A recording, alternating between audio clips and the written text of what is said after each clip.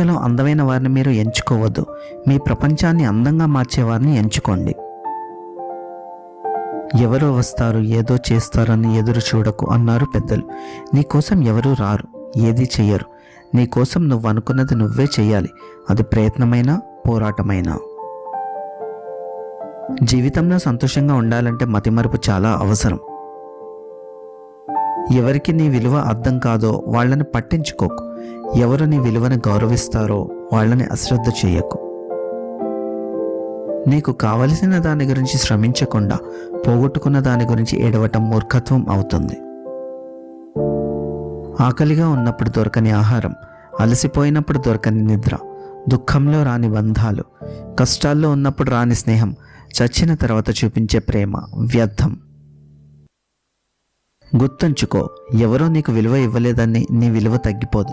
నీ జీవితం నీకు విలువైనది.